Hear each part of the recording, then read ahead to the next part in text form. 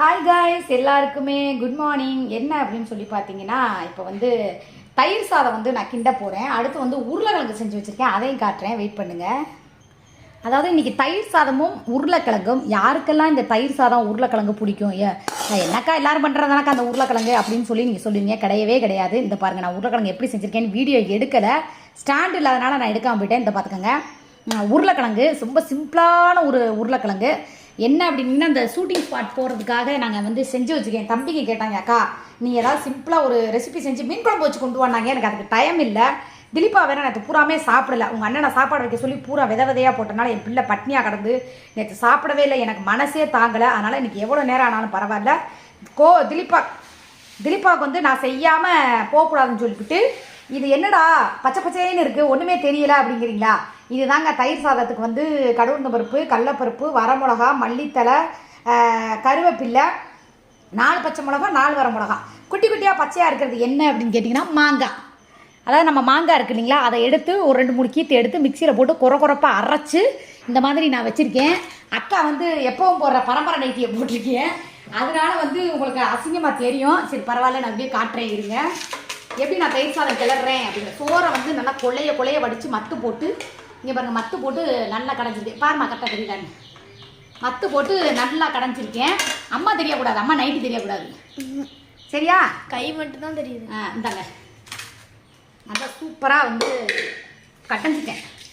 இப்போ பாருங்கள், இதை வந்து ஷூட்டிங் ஸ்பாட் எடுத்துகிட்டு போகலான்னு நான் நினைக்கிறேன். பட் இது போகிற வழியிலேயே முடிஞ்சிடும். ஏன்னா கோவில் சின்ன வயசுலேருந்தே கோவில் திலீப்பை வந்து நான் தின்ற தயிர் சாதம்னா அவ்வளோ பிடிக்கும். ஏன்னா நான் மாதுளம்பழம்லாம் போடுவேன், மாதுளம்பழம் ஃப்ரிட்ஜில் தேடினேன், காணோம். என்னக்கா தண்ணியெல்லாம் கழுவி ஊற்றுறேன் அப்படின்னு நீங்கள் நினைச்சிங்க. வெயிட் பண்ணி பார்த்துக்கிட்டே இருங்க, நான் எப்படி செய்கிறேன் அப்படின்னு சொல்லிட்டு நீங்கள் தயிர் சாதம் வந்து நான் ஒரு டெமோ காட்டுறேன். ஓகே, இப்போ வந்து ஒரு 3 பாக்கெட்டு தயிர் எடுத்துருக்கேன்.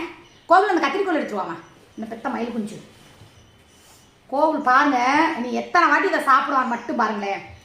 என் நைட்டு தெரியலங்க, அந்த பெரிய எடுத்து போட அங்கே தொங்குது பாருங்க மேலே. இல்லை இப்போ எடுத்துட்டு இந்த கீழே அங்கே இருக்கு பாரு, அந்த ட்ரேக்கில் இருக்கும் பாரு, உப்பு டப்பா பக்கத்தில், உப்பு பக்கத்தில்.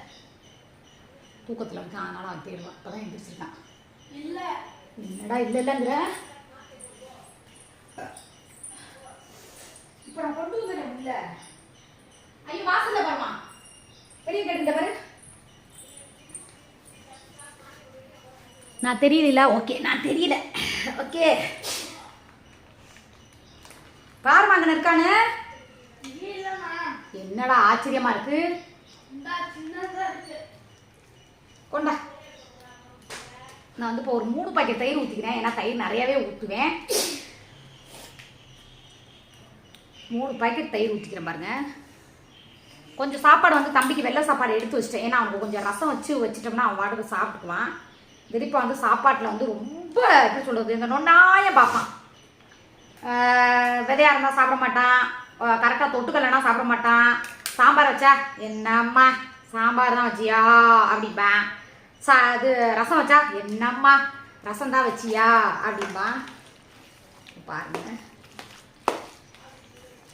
இந்த மாதிரி நீங்கள் வந்து சாப்பிடுங்க. உப்பு போடலைங்க, நான் வந்து உப்பு போடலை. நீங்கள் கரண்டியை வச்சு செய்கிறத கூட மத்து வச்சு இப்படி கிண்டிக்கோங்க. ஏன்னா தயிர் கொஞ்சம் அங்கே பாருங்க தெரிக்குது. இது நேரம் ஆக ஆக ஆக என்ன ஆகும் அப்படின்னா கெட்டியாகும். லைட்டாக தயிர் வந்து இப்படி எல்லா பக்கத்தும் போகிற மாதிரி போட்டலாம்.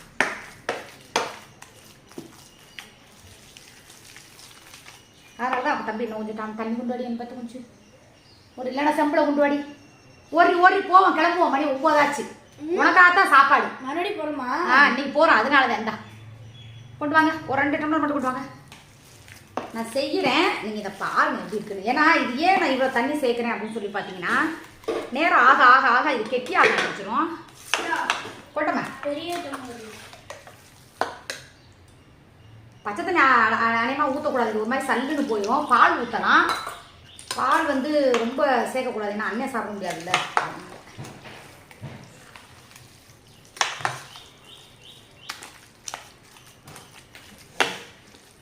இந்த மாதுளம்பழம்லாம் இருந்து போட்டிங்கன்னா சூப்பராக இருக்கும். திராட்சை போடுவேன், மாதுளம்பழம் போடுவேன், 4 முந்திரி பருப்பு வறுத்து போடுவேன். பால் வேணா பால் சேர்த்துக்கோங்க. இது எந்த அளவுக்கு நீங்கள் தண்ணியாக கிளறீங்களோ அந்த அளவுக்கு வந்து இது வந்து இப்போ அக்கா வந்து தலையில் டை ஷாம்பு போட்டிருக்கேன், அதனால உங்கள்கிட்ட காட்டலை. சரியா? பாருங்கள் எவ்வளோ கெட்டி ஆகுதுங்க. நல்லா ஃபேனில் போட்டு ஆற விட்டு அதுக்கப்புறம் டப்பாவில் எடுத்துக்கிட்டோம்னா இது உப்பு போடலாம். இது நாங்கள் உடனே சாப்பிட்ருவோம். சரியா?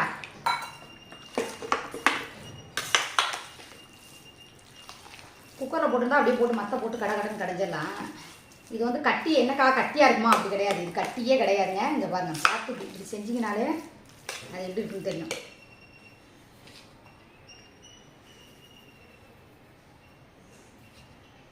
ஆல்ரெடி நான் சாப்பாட்டில் ஒரு உப்பு போட்டிருப்பேன், அதனால் போடுவோம். நான் எப்போவுமே ஒரு உப்பு போடுவோம்.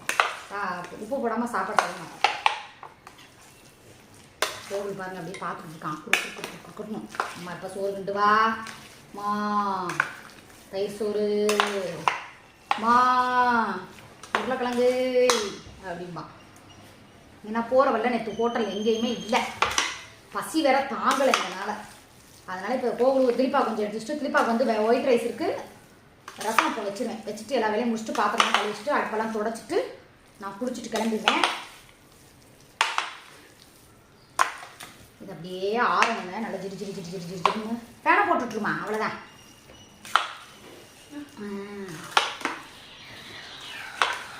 அப்படியே உனக்கு சாப்பிட்றியாடி? அப்புறமே வா. சரிந்தா எப்படி இருக்குன்னு டேஸ்ட்டு சொல்லு. ஆரம்பம் குளிக்கணும், படிச்சுக்கோ, எடுத்துக்கோ சாப்பிடு. சூப்பராக இருக்கா?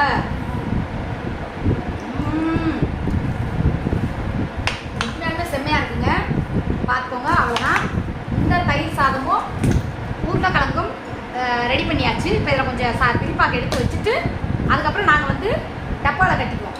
ஓகே, அடுத்த வெஜிடபிள் ரெசிபியோட நான் எப்படி இப்போ வந்து தயிர் சாதத்துக்கு என்னென்ன போட்டு கிளறினேன் அப்படிங்கிறத உங்களுக்கு கண்டிப்பாக ஒரு நாளைக்கு காட்டுறேன். இன்றைக்கி அக்கா வந்து காட்டல, டைம் இல்லை அப்படின்னால தான் கிளறப்ப நான் காமிச்சேன். இதே மாதிரி நீங்களும் யாராருக்கெல்லாம் தயிர் சாதமும் உருளைக்கிழங்கும் பிடிக்கும் அவங்க எல்லாமே வந்து கமெண்ட்ஸில் சொல்லுங்கள்.